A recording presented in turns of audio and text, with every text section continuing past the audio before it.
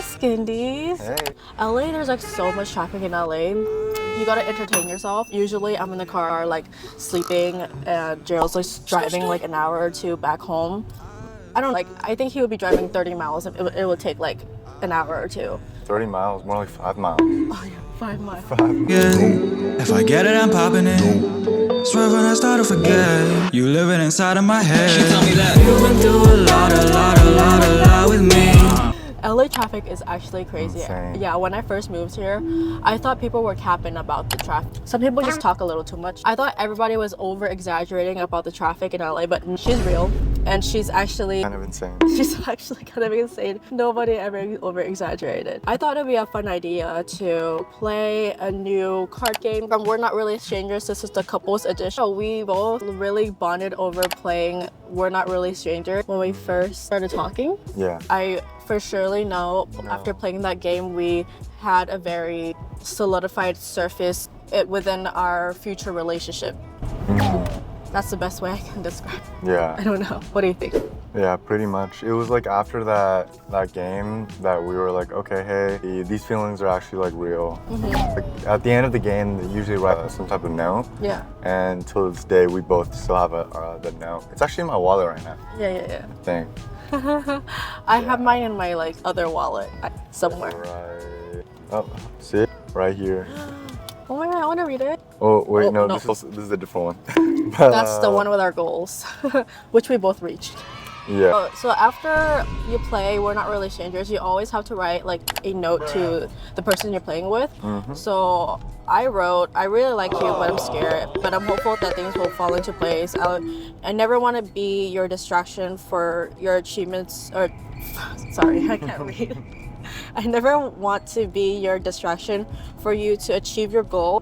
P.S. I like where we are right now. The reason why I said that is because we both really liked each other, but we both didn't want to be in a relationship because we both very, very high, strong goals. Yeah. And we didn't want to distract each other from reaching those goals. Yeah, and these goals are not really that attainable if you're in a relationship, especially going through the honeymoon phase. It's like it requires a lot of energy. Yeah, it's we were both very focused on ourselves. Yeah. Like a relationship should complement each other, not be the other. Yeah. So without further ado, want to play this game? Yeah. Open it up. You're gonna have to read all the cards though. Man, it's like really in my mind right now. Driving. Like, What'd you forget? yeah, I had something very important to say. Oh yeah. At that time of our lives, like we just thought that if you get into a relationship with someone that, you know, like you can't focus on yourself anymore. But It's after like hard to commit time. Yeah. But after like talking to each other more and more after playing We're Not Really Strangers, we realized there are relationships where you can complement each other. Okay, I'm so excited to play this game. We found it at Target actually. And literally. Oh Oh. my god, this fell off. Oh yeah. It says open. Okay, so the way that We're Not Really Strangers work is that there are 3 levels. So you can see that there's 1, 2, 3 levels. The first level is perception. Level 1 is about gaining perception on how your significant other sees you, challenging any assumptions you make about each other. It also tests on how well you know one another. And then level 2 is connection. Connection means who are you really? This round is about asking the rarely asked questions and connecting on a deeper level. And number 3 is reflection. It's basically time to reflect on the game experience. And then there are wild cards, which we may or may not play because they might require us to like write or do things and we can't really do it in the car. Yeah, the wild cards, whenever we play it, we usually just like put it back. It's a little extra sometimes. Also, let us know if you like us filming in the car. I think it's like a different location other than our house. Something new. Something new, something cool. Ready? Ready? You ready? Let's pull the first card. Okay, card number 1. What assumptions did you make about me that turned out to be right? Ooh. I'm trying to think. Some assumptions I Take your time. This is a merging lane. Yeah, no, this lane right here that I'm in right now in LA is one of like the worst to merge on. Not in front of the cop, please. Well, I need to get in. The thing about LA is, so right now we're driving to Long Beach, but driving to Long Beach, I'm pretty sure we have to merge into like 3 other freeways or 4, which is insane.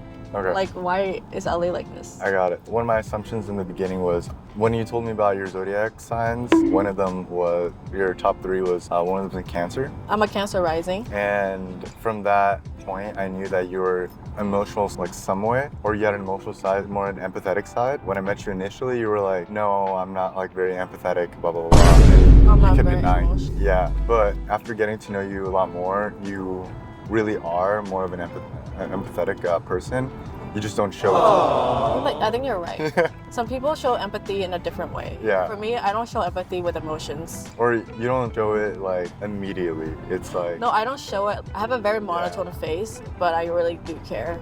It's just like without my emotions. I don't know how to describe it. Yeah, I don't know how else to describe it too.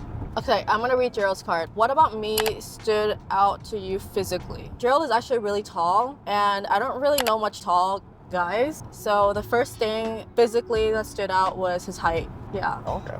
I get that a lot. Yeah, I know, right? I wonder if tall people are tired of people telling them that they're tall. No, not really. Dang, traffic already? What was I wearing on our first date? Ooh, a white dress. Yeah, it was a white dress and then black shoes. I did not wear black shoes. No, not black shoes? No. Okay. Well, a white dress, was that right? It actually looked like Very similar to what very you're wearing. similar to what I'm wearing, basically. Yeah. What was I wearing? A coat. What color coat? Next question. In what way is this relationship unlike any other before? I've been in 2 other relationships before Gerald. Both were long term. My first one, I was with him for like 4 years in college. In high school. And then the second one was like 2 years in college. This relationship is like super different because the relationships I've been in before, like, I feel like there's not much to blame. It's just, you're growing up. We're both still growing up. They're still trying to figure themselves out. But I feel like my lifestyle and their lifestyle, like whenever we talked about our future lives together, we would complement each other. I know there are a lot of relationships where people just stay for no reason, just to stay, just to stay. That was like me, the very first relationship I was ever in. But yeah, this relationship was super different. Yeah? Yeah. I'd say so. Yeah. Next question. Next question. What's something we used to do at the beginning of our relationship that you missed the most? Ooh. Ooh. Something that we did in the beginning. Yeah, of our relationship. I miss a lot. Honestly, dang, that's hard.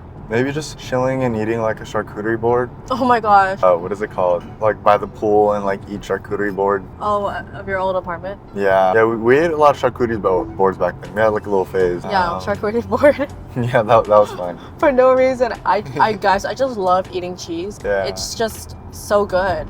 I just love it so much. Yeah. And prosciutto, sashimi, salami, not sashimi. So good.